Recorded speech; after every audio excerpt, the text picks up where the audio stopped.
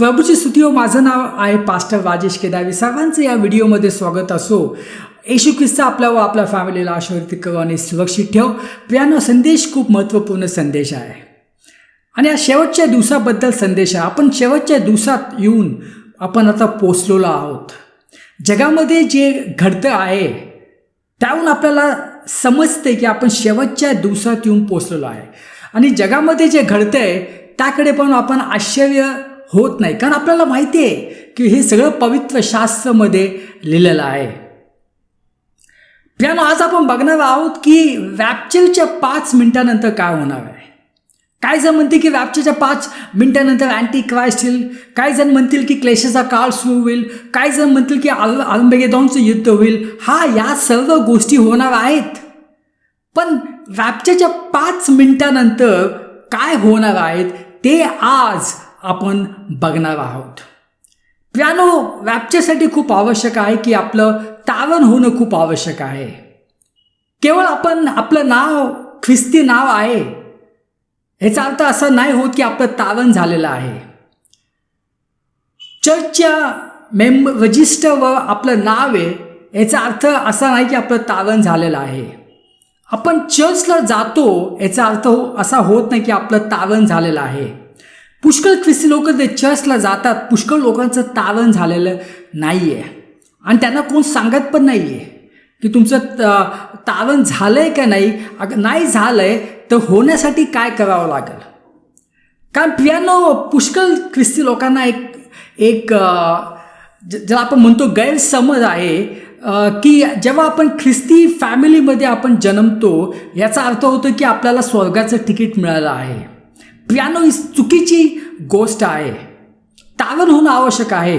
येशू ख्रिस्ताला आपला तारणहार म्हणून स्वीकारणं खूप आवश्यक आहे. येशू ख्रिस्ताला आपला प्रभू म्हणून स्वीकारणं खूप आवश्यक आहे.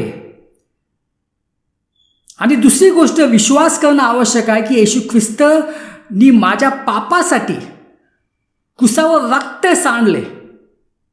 हा विश्वास ठेवणं खूप आवश्यक आहे.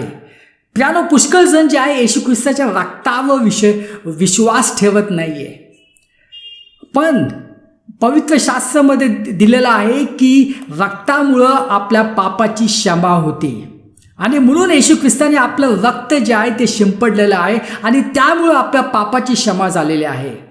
तो मेला, त्याला पूर्ण गेलं आणि 3 दिवसानंतर तो उठला. यावर आपला विश्वास असणे खूप आवश्यक आहे. जेव्हा आपण विश्वास ठेवतो, जेव्हा आपण हे बोलून दाखवतो, आपण जेव्हा मनातून विश्वास करतो तर आपलं तारण होतं. तर प्रियानो, जसं तुम्हाला मी सांगितलं, रॅप्चरसाठी एकच गोष्ट आवश्यक आहे, तुमचं तारण होणं खूप आवश्यक आहे. तो कुठलाही बॅकग्राऊंडचा असू दे, कुठलाही डिनॉमिनेशनचा असू दे, पण त्याचं तारण होणं खूप आवश्यक आहे. आता रॅप्चरच्या 5 मिनिटानंतर काय होणार आहे आपण जाऊया. 1 कोरिन्थियस पत्र अध्याय 15:51. पहा, मी तुम्हाला एक रहस्य सांगतो. आपण सर्वच महानिंद्रा घेणार नाही, तरी आपण सर्वजण बदलत जाऊ. क्षणात निमिषात शेवटच्या कर्णा वाजेल तेव्हा मेलेले जे अविनाशी असे उठतील आणि आपण बदलून जाऊ. आता प्रियानो, इथं काय म्हटलेलं आहे की जेव्हा रॅप्चर होईल तेव्हा आपण बदलून जाऊ. आपलं हे जे शरीर जे आहे हे शरीर बदलून जाणार आहे. म्हणजे जे ख्रिस्तामध्ये जे झोपी गेलेले आहेत, सर्वप्रथम त्यांना उठवलं जाईल. त्यांचा आत्मा आता सध्या कुठे आहे? त्यांचा आत्मा स्वर्गामध्ये आहे.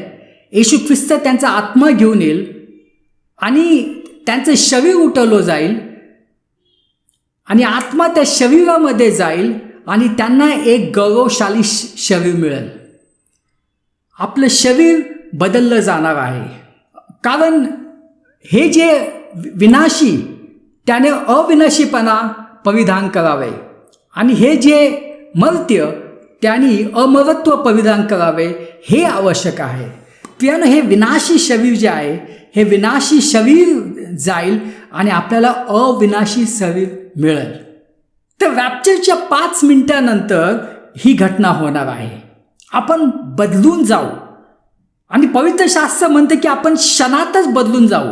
असं नाही की ही एक प्रोसेस आहे, आपल्याला वेळ लागेल, आपल्याला महिने लागतील. नाही, क्षणातच आपण जे आहे आपण बदलून जाणार आहे. आपल्याला गौरवशाली शरीर जे आहे ते मिळणार आहे आणि कधीही आपल्याला मृत्यूचा सामना करावा लागणार नाही, कधीही कुठल्याही आजाराचा सामना करावा लागणार नाही. आणि हे जे शरीर जे आहे हे अनंत काळासाठी असेल. हालेलुया. आपण जाऊया फिलिप्पियस पत्र 3:21. इथं म्हटलं आहे की ज्या सामर्थ्याने तो सर्व काय आपल्या स्वाधीन करण्यास समर्थ आहे, त्या सामर्थ्याने तो तुमचे नीच स्थितीचे शरीर आपल्या गौरवीच्या शरीरासारखे व्हावे म्हणून त्याचे रूपांतर करेल. तर प्रियानो, आपले जे शरीर जे आहे हे कोणासारखे होणार आहे? येशू ख्रिस्तासारखे होणार आहे. पुनरुत्थानानंतर जसं येशू ख्रिस्ताचं शरीर होतं तसं आपलं शरीर होणार आहे. हे मी नाही म्हणत, इथं पवित्र शास्त्र म्हणतं की आपल्या म्हणजे येशू ज्या शरीराने कबरेतून बाहेर आला तेच शरीर जे अन्न खात होतं, ज्याला लोक स्पर्श करू शकत होते आणि ज्यामध्ये लोक येशूला ओळखू शकत होते. परंतु हे शरीर आता मृत्यू, वेदना किंवा नाश याच्या अधीन नव्हते. तर प्रियानो, तसंच शरीर आपल्याला मिळणार आहे. जे येशू ख्रिस्ताचं पुनरुत्थानानंतर जे शरीर होतं तसं शरीर आपल्याला मिळणार आहे. हालेलुया. तर ही गोष्ट जी आहे, ही घटना जी आहे रॅप्चरच्या 5 मिनिटानंतर होणार आहे. आपण बदलून जाणार आहे. आपल्याला गौरवशाली शरीर आपल्याला मिळणार आहे आणि ते शरीर येशू ख्रिस्ताच्या शरीरासारखं असेल. येशू ख्रिस्ताचं पुनरुत्थानानंतर जे येशू ख्रिस्ताचं शरीर होतं तसं असेल. तो खाऊ शकत होता, तो लोकांना टच करू शकत होता आणि लोक त्याला ओळखू शकत होते. आणि त्याच्यानंतर काय होणार आहे? आपण जाऊ दुसरे कोरिन्थियस पत्र 5:10. कारण आपल्याला प्रत्येकजण ख्रिस्ताच्या न्यायासनापुढे प्रकट झाले पाहिजे, यासाठी की शरीरात केलेल्या गोष्टीबद्दल प्रत्येक मनुष्यात त्याने जे केले असेल त्याचे प्रतिफळ मिळावे, ते चांगले असेल किंवा वाईट असेल. तर प्रियानो, जेव्हा आपण स्वर्गात जाऊ, जसं मी तुम्हाला सांगितलं की सर्वप्रथम आपलं शरीर बदललं जाईल, आपल्याला गौरवशाली शरीर प्राप्त होईल. त्यानंतर जे आहे त्यानंतर आपल्याला ढगामध्ये उचललं जाईल. तिथे येशू ख्रिस्त असेल ढगामध्ये. रॅप्चरमध्ये येशू ख्रिस्त जो आहे तो पृथ्वीवर येणार नाहीये, तो स्वर्गातून ढगावर उतरेल आणि येशू ख्रिस्त आपण येशू ख्रिस्ताला ढगामध्ये भेटू आणि तिथून येशू ख्रिस्त आपल्याला स्वर्गामध्ये नेऊ. आणि नंतरची घटना जी होणार आहेत, आपण जे आहेत येशू ख्रिस्ताच्या राजासनासमोर आपण उभे राहू. आणि पुष्कळ ख्रिस्ती लोकांना जे आहे ह्या वचनाबद्दल त्यांचे वेगळे वेगळे ओपिनियन आहेत. काही जण म्हणतात की ज्यांचं जे स्वर्गात उचलले जातील, ज्या ख्रिस्ती लोकांचं तारण झालेलं आहे, जे स्वर्गात उचलले जातील ते पण जे त्यांचा पण न्याय होणार आहे. त्यांना पण न्याय सणासमोर उभे राहावा लागेल. जसे एका अविश्वासीला उभे राहावं लागेल, तसेच जे विश्वासी आहेत, ज्यांचं तारण झालेलं आहे, त्यांना जे आहे त्यांना राजसनासमोर उभे राहावं लागेल आणि नंतर त्यांचं न्याय होईल. प्रियानो, ही जी आहे ही कंप्लीट चुकीची गोष्ट आहे. जेव्हा आपण ह्या पृथ्वीवर येशू ख्रिस्तावर विश्वास ठेवतो, जेव्हा आपण विश्वास ठेवतो की येशू ख्रिस्ताने माझ्या पापासाठी रक्त सांडले, माझ्यासाठी बलिदान केले, प्रियानो, आपली सर्व शिक्षा जी आहे ती येशू ख्रिस्ताने जी आहे क्रूसावर घेतलेली आहे. म्हणून आपल्याला कुठलंही दंड होणार नाही. आपल्याला राजासनासमोर उभे राहण्याची आवश्यकता नाहीये. कारण आपले जे पाप जे आहे ते येशू ख्रिस्तानी स्वतःवर घेतलेले, त्यांनी शिक्षा भोगलेली आहे क्रूसावर. आणि जेव्हा आपण असा विश्वास ठेवतो तर आपल्याला जे आहे शिक्षा भोगण्याची आवश्यकता नाही.